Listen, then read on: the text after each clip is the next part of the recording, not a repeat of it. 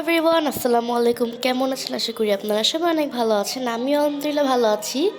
তো মামার বাসায় আমি নামাজ পড়ছিলাম মাগরিবের। নামাজ পড়ার পর আমি শায়ান শায়ানের রুমে গিয়ে দেখলাম ওরা ডিস্কো পার্টি করছে।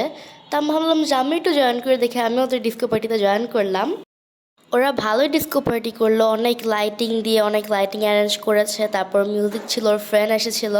তা আমার সবাই মিলে ডান্স করছিলাম, মজা করছিলাম। আর রুম থেকে বের হয়ে দেখি যে মামা সব বিস্কিট নিয়ে বসছে, বাপি আর মামা হচ্ছে চা খাচ্ছিল বিস্কিট দিয়ে। তো মামা অনেক বিস্কিট বাপিকে দিচ্ছিল, বাপি খাচ্ছিল, মামা খাচ্ছিল, সবাই মিলে চা খাচ্ছিল। It has been a dilemma because I went to the site has a presence, has a dynamic, which is very built, very farmland. And it has nothing to do with the kind of architecture we do in the other areas, just in Dhaka, and the way I was taught architecture.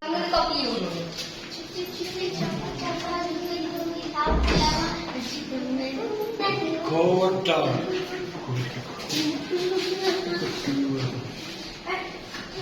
Okay, that's the house.